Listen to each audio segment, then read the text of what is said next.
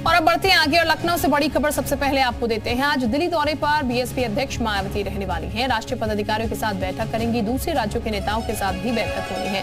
लोकसभा चुनाव से पहले दिल्ली का ये दौरा उनका है। इंडिया गठबंधन पर भी चर्चा संभव हो सकती है।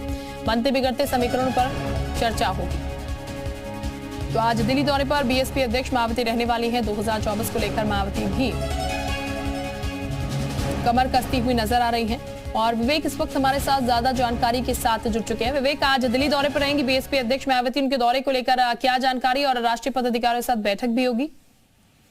देखिए, लोकसभा चुनाव की तैयारियों के मायावती जुटी हुई हैं। उन्होंने दिसंबर में बड़ी बैठकें की हैं पदाधिकारियों के साथ। इससे पहले जो 5 राज्यों के विधानसभा चुनाव हुए थे उसमें भी वो सक्रिय रही। तो अब वो दिल्ली पहुंची है। चूंकि दिल्ली में देश भर के बसपा नेता जुटेंगे, वहाँ जो बड़े पदाधिकारी हैं, जो पूर्व सांसद हैं, वो सब आएंगे और प्रत्याशियों के चयन पर चर्चा की जाएगी कि कौन कौन चेहरे हो सकते हैं। गठबंधन की क्या स्थिति है, इसकी भी सलाह लेंगी मायावती।